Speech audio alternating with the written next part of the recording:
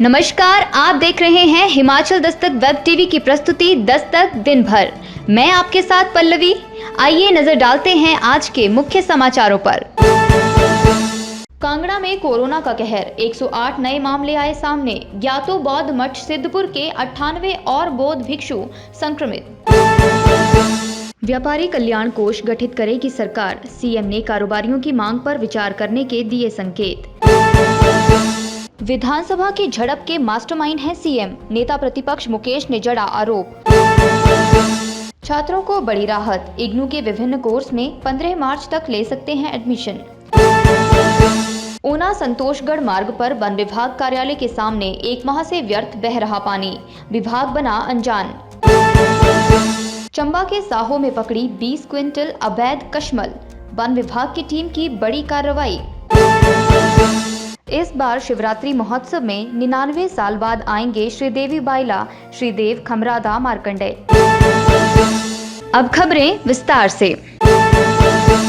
जिला कांगड़ा के मुख्यालय धर्मशाला के समीपवर्ती ज्ञातो मोनेस्ट्री में 5वें दिन 98 बौद्ध भिक्षु कोरोना संक्रमित पाए गए हैं। जिला में सोमवार को 108 कोरोना संक्रमित मरीज सामने आए, जिनमें से 98 केवल ज्ञातो मोनेस्ट्री के ही हैं। पिछले 5 दिनों से लगातार इस मोनेस्ट्री में कोरोना संक्रमित मरीज सामने आ रहे हैं, जिनमें सोमवार को सर्वाधिक 98 मरीज एक साथ सामने आए हैं। इन मामलों के साथ ही अब जिला कांगड़ा में एक्टिव मरीजों का आंकड़ा 219 पहुंच गया है। इनमें से 157 मामले केवल ज्ञातो मोनेस्ट्री के ही हैं। सीएमओ कांगड़ा डॉक्टर गुरदर्शन गुप्ता ने बताया, सोमवार को जिला कांगड़ा में 108 कोरोना संक्रमित मरीज सामने आए हैं। इनमें से 98 मामले ज्ञातो मोनेस्ट्री के हैं, जिनमें 6 वर्ष के बच्चे से लेकर 83 वर्ष के बुजुर्ग तक शामिल हैं।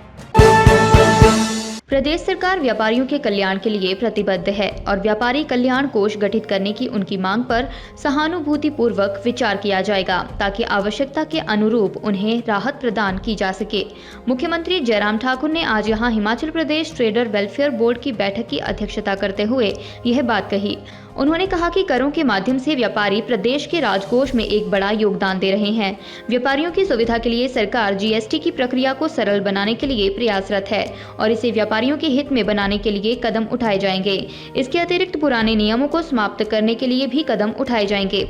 इस मामले पर विचार करने के लिए एक संयुक्त समिति का गठन किया जाएगा। सोमवार को दोबारा शुरू हुई विधानसभा के बजट सत्र में निलंबित 5 विधायकों के साथ कांग्रेस के अन्य एमएलए ने विधानसभा गेट पर धरना दिया। इसकी वजह ये थी कि निलंबित विधायकों के लिए गेट बंद कर दिया गया था।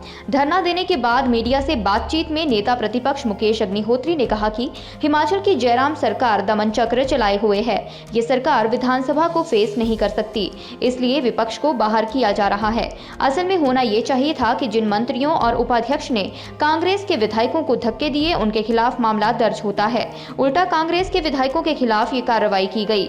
विपक्ष की आवाज दबाने की ये कोशिश है। जयराम ठाकुर पहले मुख्यमंत्री हैं प्रदेश के, जो सत्र और विपक्षी विधायकों को फेस नहीं कर सकते, सिर्फ सत्र गुजारना चाहते हैं। ये सारी घटनाक्रम मुख्यमंत्री के इशारे पर हुई है और वही इस पूरे घटनाक्रम के मास्टरमाइंड है। उन्होंने अपने मंत्रियों को विपक्ष के विधायकों के साथ धक्का मुक्की करने के लिए लगाया। इन्होंने ही विधानसभा को नियमों के विपरीत रिकॉल कर सदन के बाहर की घटना पर अंदर कार्रवाई की गई।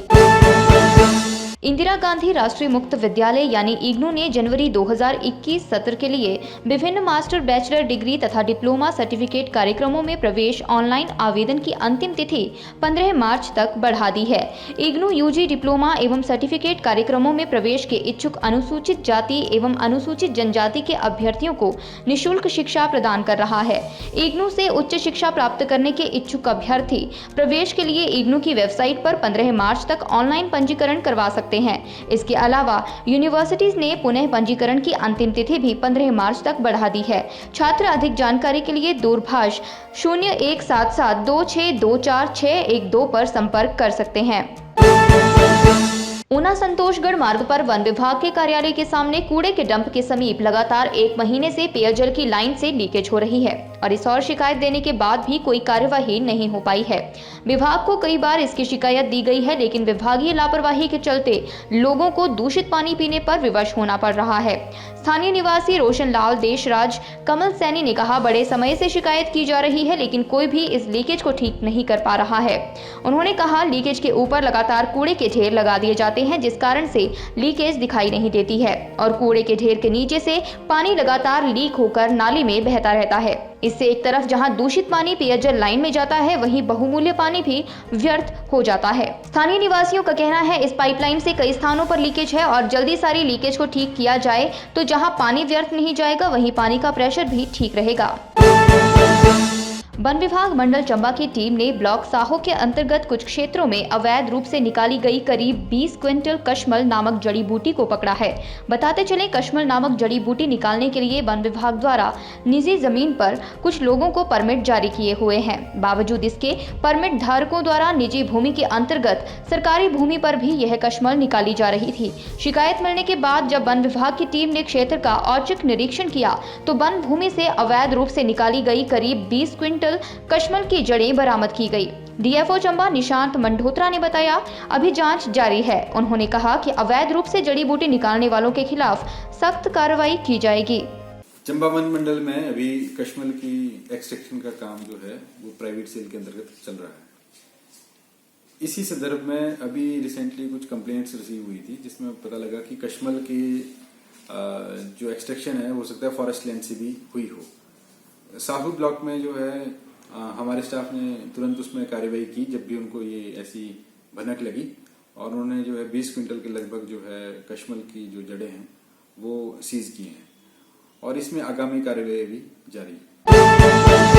अंतर्राष्ट्रीय शिवरात्रि महोत्सव को लेकर छोटी काशी यानी मंडी सजने लगी है। सर्वदेवता सेवा समिति जिला मंडी के अध्यक्ष शिवपाल शर्मा ने बताया, इस वर्ष शिवरात्रि मेले में 2 प्राचीन देवता उपस्थित होंगे। श्री देवी बाइला की गुसैन जंचहली 99 साल के बाद शिवरात्रि मेले में भाग ले रहे हैं। व श्री देव खमराधा मार्कंडेय औट 57 वर्ष बाद शिवरात्रि मेले में आ रहे हैं। यह देवता रियासत कालीन है और रियासत काल के समय से आज तक इनको निमंत्रण पत्र प्रशासन की तरफ से लगातार जाते रहे हैं। इस बार इन देवताओं ने अंतर्राष्ट्रीय शिवरात्रि मेले में भाग लेने के लिए हामी भरी है। इसके लिए सर्वदेवता सेवा समिति इनका स्वागत करती है।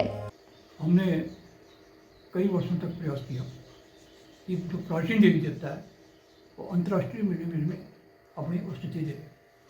आज बड़ी खुशी की बात है कि हमारे 2 देवी देवता, जिसमें एक देवी बाला की गुसैन और दूसरा श्री मार्कंडेय खमराधा मंडी में अंतर्राष्ट्रीय शिवरात्रि मेले में उपस्थिति देने आ रहे हैं।